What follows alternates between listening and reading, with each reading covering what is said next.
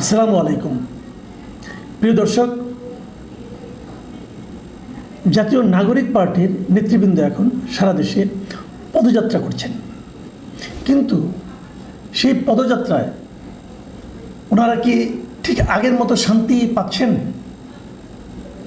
আমার তো মনে হয় নানা অভিযোগে, নানা ঘটনার প্রেক্ষিতে তাদের এখন নাজেহাল অবস্থা, অন্ততপক্ষে মানসিক দিক দিয়ে। আপনারা লক্ষ্য করেছেন গোপালগঞ্জ থেকে শুরু করে গোপালগঞ্জে, তারপরে কক্সবাজারে, তারপরে দেখলাম নেত্রকোনায়, ওনারা কিন্তু প্রতিটা মিটিংয়ে কোনো না কোনো সিনিয়র লিডারকে, কোনো না কোনো দলের সিনিয়র লিডার সম্পর্কে তারা নানা ধরনের কটূক্তি করেছেন, নানা ধরনের আপত্তিকর মন্তব্য করেছেন। এটা আমরা দেখেছি। সেই লোকগুলিকে ডিফেম করে এক ধরনের আনন্দ প্রকাশ করেছেন, অথবা ডিফেম করার মাধ্যমে তারা যে একটা বিরাট কেউ কেটা গোছের কেউ, সেটা প্রমাণের চেষ্টা করেছেন। তো যেটা হয়, এখন কি হলো, গতকালকে আমরা জানি যে বৈষম্য বিরোধী ছাত্র আন্দোলনের যিনি মুখপাত্র ছিলেন, গত অক্টোবরে যাকে মুখপাত্র হিসেবে ঘোষণা করা হয়েছিল, সেই উমামা ফাতেমা গতকালকে প্রথমে একটা স্ট্যাটাস দিয়েছিলেন ওই চাঁদাবাজি নিয়ে, গুলশানে সেই 50 লাখ টাকা চাঁদাবাজির ঘটনা, সেটা নিয়ে একটা স্ট্যাটাস দিয়েছিলেন এবং ওখানে ইঙ্গিত দিয়েছিলেন যে এর শেকড় অনেক গভীরে। এবং তারপর রাতে উনি একটা লম্বা সময় নিয়ে ফেসবুক লাইভে কথা বলেছেন। প্রায় 2 ঘন্টা 24 মিনিট ছিল সেই লাইভের দৈর্ঘ্য। মানে অনেক কিছু, উনি যা মনে এসেছে সব বলে দিয়েছেন। এটা যে সাজানো গোছানো সম্ভব না, এবং উনি কথা বলতে বলতে আবেগ আপ্লুত হয়ে গেছেন, কান্না করেছেন। এবং ওনার মূল বক্তব্যটা কি? মূল বক্তব্যটা হলো যে গত আগস্টে, 5ই আগস্টে যখন শেখ হাসিনা সরকার দেশ থেকে পালিয়ে গেল, তারপর থেকে ওনার দৃষ্টিতে এই বৈষম্য বিরোধী ছাত্রদের মধ্যে একটা বড় অংশ হঠাৎ করেই নানা ধরনের জবরদখল, চাঁদাবাজিতে জড়িয়ে পড়ে। এবং এক পর্যায়ে ওনার মনে হতে থাকে যে জুলাইকে, এই জুলাই যে চেতনা, জুলাই যে শব্দ, এটাকে তারা মানি মেকিং মেশিনে পরিণত করে ফেলেছে। দেখুন, এটা বিশাল একটা বড় অভিযোগ। কিন্তু জুলাইয়ের চেতনা নিয়ে দেশটাকে বিভক্ত করা হচ্ছে ক্রমাগত। এটা আপনারা দেখেছেন যে এই জুলাইয়ের সৈনিক, এই জুলাইয়ের চেতনা ধারণ করছে, এই জুলাইয়ের আহত, এই জুলাইয়ের নিহত, এই সবগুলো কথাই আসলে যারা উচ্চারণ করছেন তাদের মধ্যে বেশিরভাগ মানুষ এগুলিকে উচ্চারণ করছেন যার যার ধান্দা চরিতার্থ করার জন্য। উমামা ফাতেমার বক্তব্যে মোটামুটি এটাই পরিষ্কার হয়েছে। আমি তবুও কিছু কিছু জায়গায় ওনার বক্তব্যগুলো আমি একটু পড়ে শোনাতে চাই। উনি এক জায়গায় বলেছেন, মুখপাত্র হওয়ার পর প্রথম আবিষ্কার করেছি যে এগুলো দিয়ে লোকজন নানা কিছু করছে। আমার কখনো মাথায় আসেনি যে এগুলো দিয়ে টাকা পয়সা ইনকাম করা যায়। তাহলে হোয়াই ইন দ্য আর্ট এটাকে আমি একটা মানি মেকিং মেশিনে পরিণত করতে যাব? কিন্তু দুর্ভাগ্যজনকভাবে সেটা হয়েছে খুবই কমন, খুবই রেগুলার বেসিসে হয়েছে। মানে খুবই প্রায় সবাই করেছেন, উনি যেটা বলতে চেয়েছেন। উনি আরেক জায়গায় লিখেছেন, আরেক জায়গায় বলেছেন যে 5ই আগস্টের পরদিন সকালবেলা থেকেই দেখি সমন্বয়ক পরিচয়ে নাকি এক একজন এক এক জায়গায় গিয়ে নাকি দখল করছে। আবার আরেক জায়গায় উনি বলেছেন যে এই বৈষম্য ছাত্র আন্দোলনটা ওই সময়ে উনি এটা জানি নাই, উনি বলতে চেয়েছেন যে এটা আসলে কী দরকার।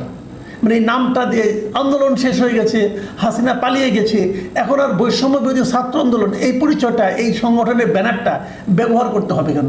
তখন উনি বলেছিলেন যে এই প্ল্যাটফর্মটাকে আরও বড় করে ডিসেন্ট্রালাইজ করে ফেলা উচিত, এবং এই কথাগুলো বলেছিলেন। কিন্তু ওই সময় তারা সবাই তার সমালোচনা করেছেন, এবং তিনি বলছেন যে এখন এই কথাটা বলে আমি যেন অনেককে শত্রু বানিয়ে ফেলেছি।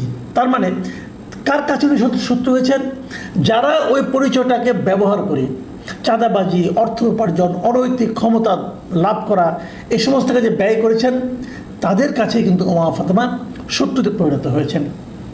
উনি আরেকটা গুরুত্বপূর্ণ কথা বলেছেন, সেটা হলো বৈষম্য বিরোধী ছাত্র আন্দোলনের সবগুলি সিদ্ধান্ত হেয়ার রোডে, মানে উপদেশে যে বাসভবনগুলো আছে, হেয়ার রোডে বসে ঠিক করা হতো, সেগুলোই বাস্তবায়ন হতো।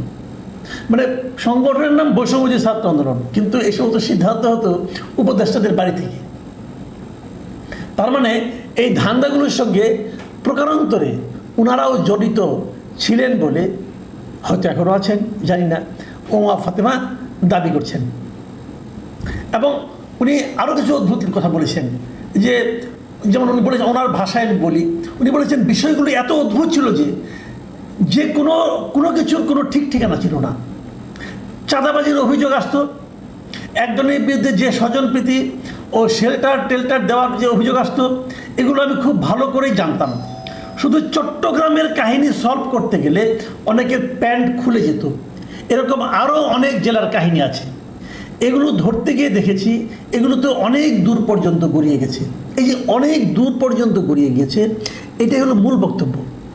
মানে অনেক দূর পর্যন্ত কোথায় গড়িয়ে গেছে, তার মানে এই সংগঠনে যারা নাকি নেতৃস্থানীয় ছিলেন তাদের মধ্যে এটা কিন্তু গড়িয়ে গেছে, মানে তারাও এর সঙ্গে অল্প বিস্তর জড়িত হয়ে পড়েছেন। এই কথাটাই কিন্তু উনি বলতে চেয়েছেন। যাই হোক, উনি শেষ পর্যন্ত বলছেন যে উনি কেন এটা ছাড়লেন। উনি বলছেন যে ন্যূনতম আত্মসম্মান আছে এমন কেউ এই প্ল্যাটফর্মে, মানে বৈষম্যবিরোধী প্ল্যাটফর্মে টিকতে পারবে না। এই প্ল্যাটফর্মের সঙ্গে থাকাটা আমার জীবনের একটা ট্র্যাজিক ঘটনা ছিল। ভাবুন, এই হলো এত বড় একটা অর্জন, এত বড় একটা জুলাই, এত সম্মানের একটা জুলাই, সেই সম্পর্কে জুলাইয়ের অন্যতম শীর্ষস্থানীয় নেত্রী উমামা ফাতেমার বিশ্লেষণ এবং আত্ম-উপলব্ধি। উমামা ফাতেমা জুলাইকে বিশ্লেষণ করতে যে বলেছেন যে মানুষ রাস্তায় যে পরিমাণ ফাইট করেছে সেটা অবিশ্বাস্য। মানে গত জুলাই আমার মাথায় একবারও আসেনি যে এটা দিয়ে টাকাও ইনকাম করা যায়। আমি মুখপাত্র হওয়ার পর প্রথম আবিষ্কার করেছি যে এগুলো দিয়ে লোকজন নানা কিছু করছে।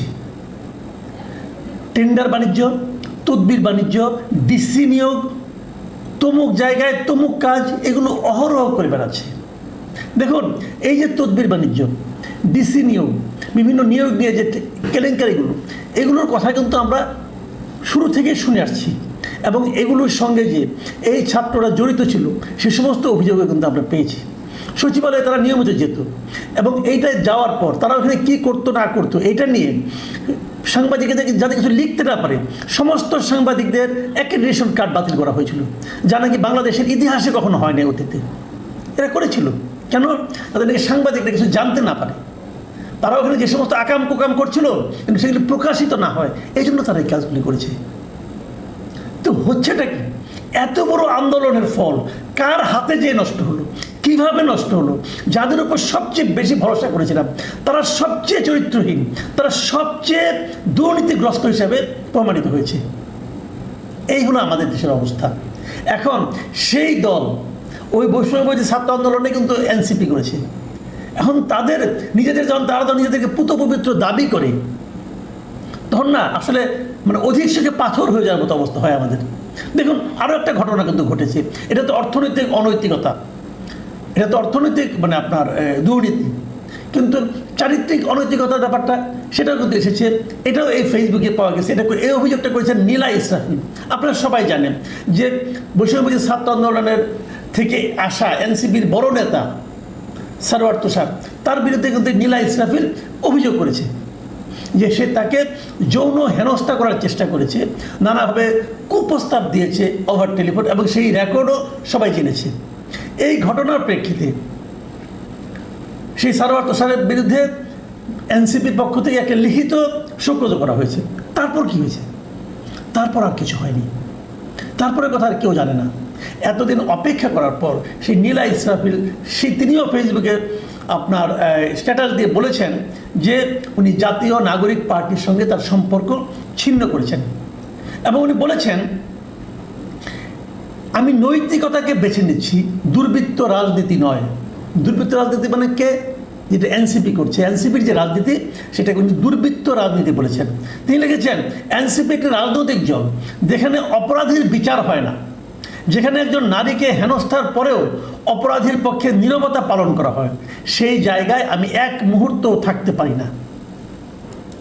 তো নীলা ইসরাফিল আরও বলেছেন একজন নারীকে অপমান, নিপীড়ন ও সামাজিকভাবে ধ্বংসের চেষ্টা করা যে ব্যক্তিটি করেছে তার বিরুদ্ধে যখন কোনো শাস্তিমূলক পদক্ষেপ নেওয়া হয় না, বরং সে দলীয় ছত্রছায়ায় বুক ফুলিয়ে ঘুরে বেড়ায়, সেই দল আর কোনো মতাদর্শ বা ন্যায় বিচারের প্রতিনিধিত্ব করে না।